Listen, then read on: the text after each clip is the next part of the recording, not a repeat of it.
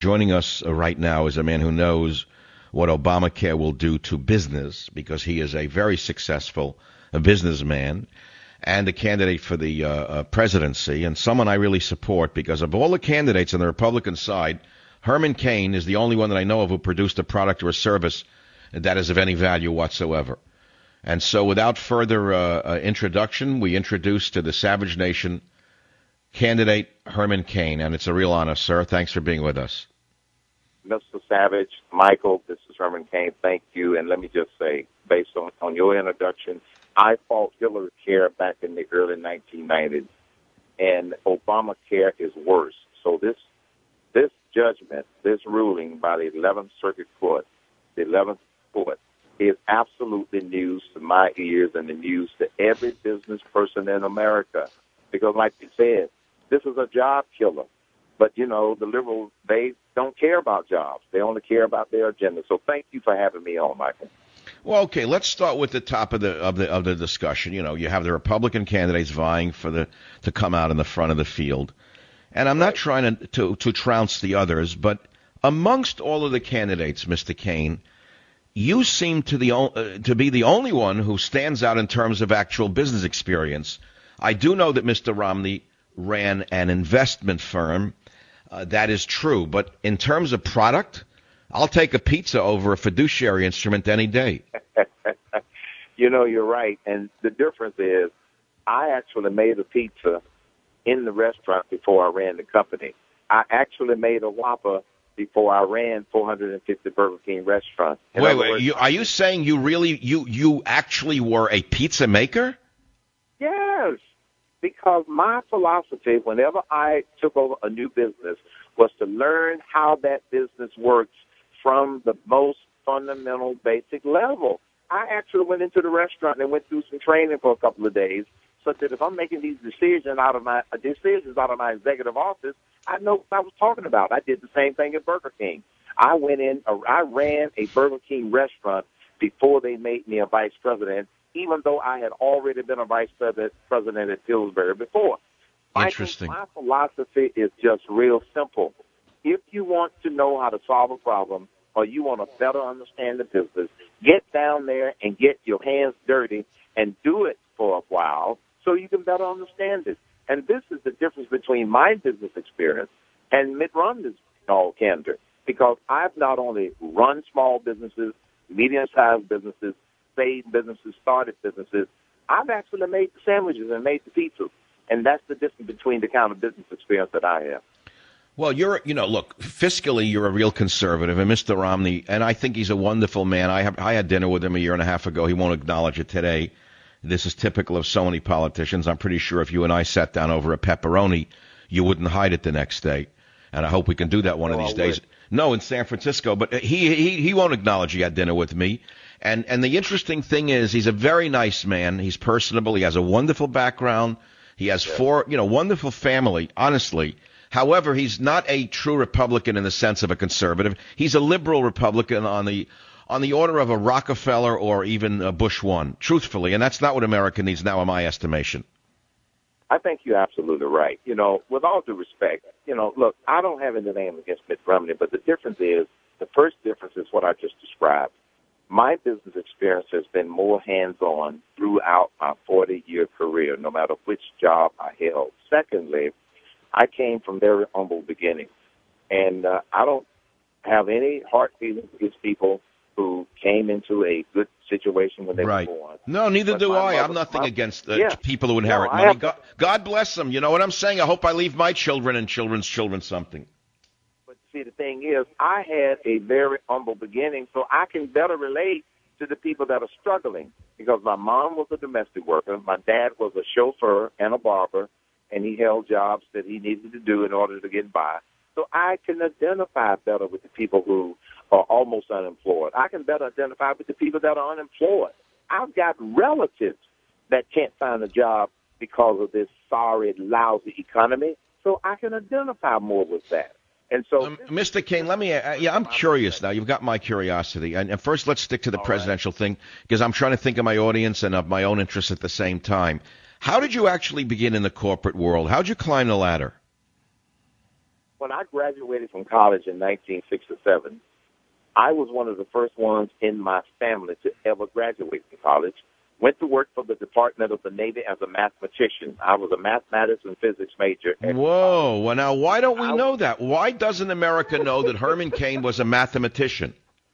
And guess what I worked on when I first got out of college? Fire control ballistics for fire control systems on our naval ships and on our naval aircraft. I was a fire control systems ballistics analyst when I first got out of college because of my mathematics and physics background. That's and amazing. Then after that, no, but you see, I didn't know that. Here I have you on my show, so everyone knows the number one, African-American businessman, but they don't talk about your educational experience or your background. Why? Because it doesn't fit the stereotype, I guess, huh? No, it doesn't fit the stereotype. They don't want to talk about my background and know that I can count, know that I have an analytic mind, although I can communicate with people. And then after being a ballistics analyst for fire control systems for 6 years with the Department of the Navy. I wasn't in the Navy. I was a civil servant for 6 years. Then I went into the corporate world, worked at Coca-Cola, then Pillsbury, and I was able to climb the corporate ladder at Pillsbury to become a vice president. Then I went over to Herman Cain with a career change to get into the restaurant business, and I had to climb that corporate ladder. And eventually, because of all of that success, Pillsbury appointed me president and CEO of Father's Pizza. Because of that job, I then later was asked to become head of the National Restaurant Association, which today is the second largest employer in the country next to government. That's amazing. Well, no, I understand who they are. They lobby for businesses, rightly so. I have friends in the restaurant business in San Francisco who have warned me for years. Do you know what they've done in taxing restaurants in San Francisco? They've added do you know that they've added a medical tax to the sales tax in San Francisco, 1% on top of everything to pay for health care in that city? They don't know anything else to do, Michael, except tax, and spend, and spend. This is what's wrong. You are absolutely right. And the same mentality has gone to Washington, D.C., which is one of the reasons that I decided to run for president. I never wanted to run for president. This wasn't a lifelong dream. Right. I have done this because this country has been good to me. And from my humble beginnings, I have been able to achieve my American dreams and then some. But I feel a responsibility because I've got 3 grandkids, and I'm thinking about all of the other little faces out there, and what are we going to leave to them? And so this is why I decided to run for president. Well, you and I resonate. We're almost the same generation. We are within a few years of college graduation, so I assume we're in the same age bracket. We see the world probably through the same eyes. My father was not a college graduate. He was an immigrant and all of that, and he struggled. I saw what it did to him, struggling. Okay, but he taught me the work ethic, so I relate to you. But when I watch you and I listen to you, I look past the stereotype that I'm supposed to see, okay? Because it's very easy to dismiss you. And, people are going to dismiss you, say, oh, he's a black guy, so they moved him up. That's not true. They should understand what your background is. And I'm trying to say to you, I would emphasize my mathematical background. In an age of numbers where the numbers are being juggled by the phonies on Wall Street, your ability in physics and mathematics should be paramount in any discussion. You could run rings around the other candidates. That's a good suggestion. That's a very good suggestion. I guess because of in all honesty, because of my humility, I don't pull it up. But, you make a very good point. A lot of people don't know that, and if I don't bring it out, then a lot of the listeners won't. But listen, I swear to you, we're talking as though we're sitting in a restaurant together, which is what I tend to do on a national radio show with millions of listeners. But, Mr. Cain, you're running for the presidency. I watched you, and I said, this man, he talks the talk, but he's also walked the walk in order to talk the talk. Yep. And now I learned that you were a mathematics major in college, which is no mean achievement. That's a tough one. I know what it means to be a physics and mathematics major. That's a tough road to go down. And I would suggest in any debate, I think you ought to remind people of that. Now, it's true that Miss Bachman was a tax attorney to her credit. However, people should know what your background is. That's a good point. And by the way, my mathematics and physics degree was from Morehouse College, but I have a master's in computer science from Purdue University. I just thought I'd throw that in, Michael. No, keep going. I think America's going to be pleasantly introduced to the new Herman Cain, because you're a humble man. I can see that in your demeanor, and the way you present yourself.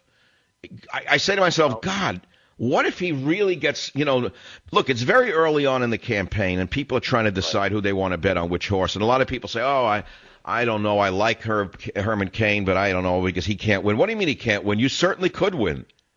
That's right. In fact, if they go to my website, hermancain.com, HermanCain.com, they'll be able to look up more information on me and about me and see what my background is. They'll also be able to see many of the speeches that I have given across the country. When you're watching the debate, you're only going to get a snapshot of an individual.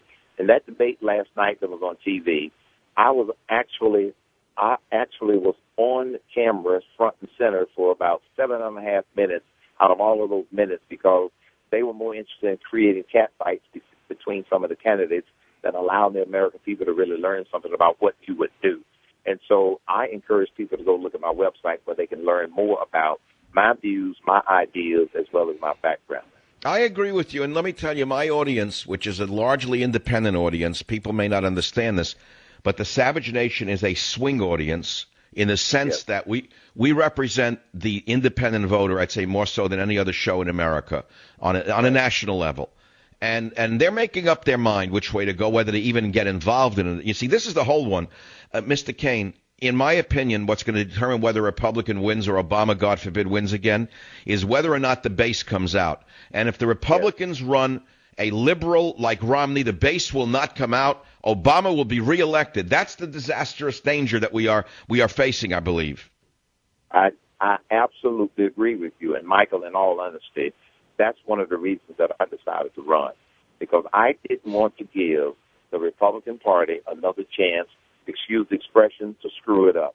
They have screwed it up enough times. They know how to lose. And this is why I decided that I'm going to run and give the American people and give conservatives another option, totally different. I am not a politician. I am a businessman, problem solver. And if you look at all of the people up there, including Romney, they are all politicians. And that's what we don't need, again, in Washington, D.C. and the White House. And that's what distinguishes me from all of the other candidates. Ladies and gentlemen, you're listening to a man who I think should be listened to.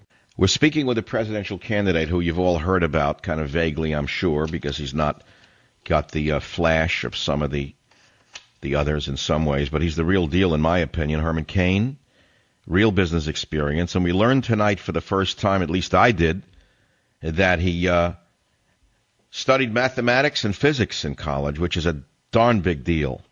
Okay, no one goes into mathematics and physics who's trying to get ahead by faking it. I can tell you that from someone who knows how it is to do things the hard way. Welcome back to the show, Mr. Cain. You're on the Savage Nation. If you were president in the Afghan war, would you withdraw the troops? And if so, how long would you take to do so? Or would you escalate the situation over there? What would you do? All right. First of all, we have to say, what would I do given the current situation? Right. Here's what I wouldn't do. The surge is working. So I think it is absolutely not the right idea to draw down the troops and, secondly, tell the enemy what you're going to do. The reason that we did the surge because it was supposed to make things better. General Petraeus said things were getting better. Africa Mullen said things were going to get better. But President Obama wouldn't listen to the experts on this issue. So what I would have done is I would have allowed the surge to continue to work, and then I would have listened to the generals, on the commanders. I would have listened to the Joint Chiefs about when would have been the right time for us to draw it down. That's how I would have handled the situation in Afghanistan. And all right, clear enough. I understand. That's a very, very clear answer. Now, another big issue that should be discussed, and I don't think it was last night, and that's because it's another, third rail for politics, which is the 30 million illegal aliens in America, who I fear Obama will grant amnesty to swing the votes toward the Democrat side. Would you grant amnesty to many of these people who are hardworking people, by the way? We're all not blind to the realities of the situation, but they are not here legally. How would you handle that situation? I would not grant amnesty because I don't think that is fair to the ones who came here legally, and I don't think that it's fair to our laws. Here's what I would do, Michael. I would approach it this way. First, recognize that this is not one problem. This is 4 problems. This is what my analytic mind has taught me because of my background. We must secure the border for real. We must enforce the laws that are already on the books. We must promote the path to citizenship, and that's the legal path to citizenship. And then in order to deal with the illegals that are already here, empower the states. Empower the states to do what the federal government is not doing and won't do and can't do. They are incapable of solving the problem with the ones that are here. Allow all of the states to do what they do. I would not have sued Arizona. I would have sent Arizona a medal. The way to solve the problem is go to the people closest to the problem. Washington, D.C. can't dictate how we solve this problem. Allow the states to deal with this problem. Now, that being said, just because I want to build a high fence, that doesn't mean that we are not a nation with wide doors. Yes, the doors are wide open, but we want people to come here legally, even though we want to put fences here to keep people from sneaking in the back door. All right, clear enough. And as a businessman, you and I both know that much of the hard work in this country and the manual labor is done by illegal aliens, and we all know that. You got to be blind not to see that, and you got to be a fool not to speak about the realities of it. So let's go to the hardest question of the night, which is the economy, the economy, the economy. As a mathematician, as a businessman, how would you rescue this economy from the abyss? My economic vision, which I have documented on my website, hermancain.com, has two phases. Phase one is to immediately give this economy a boost in the first 90 days after I become president. We must lower the top corporate and personal tax rate to a maximum of 25%. Secondly, zero taxes on repatriated foreign profits. And thirdly, zero capital gains tax. Fourthly, and most importantly, make them permanent. Make them permanent, because uncertainty is killing this economy. I happen to believe that would provide a tremendous boost to this economy, which we badly need. And the reason that I would keep it that simple is because the American people can understand it, they embrace it, and they will put pressure on Congress to pass that first piece of legislation. I'm not going to throw a lot of other garbage in there that's going to confuse people. No, right. Keep it simple, and we can boost the economy. I agree 100%, truthfully. And Herman Cain for president is all I could say, which leads us to the last point tonight. How is the media treating you? The media is treating me modestly. In other words, the mainstream media, if you consider that ABC, CBS, and NBC, Michael, they are pretending that I don't exist. You want to know why? Because I do know why. I can tell. I know exactly why. Because you're the anti-Obama African American. Exactly. Herman Cain, I know you took an extra bit of time with us tonight, and I think we made an enormous impact on millions of Americans this evening. Please, folks, go to hermancain.com and learn more about the man who should be our next president. And I want to thank you, Mr. Cain. And remember my slogan, Cain is able. It's not a bad one.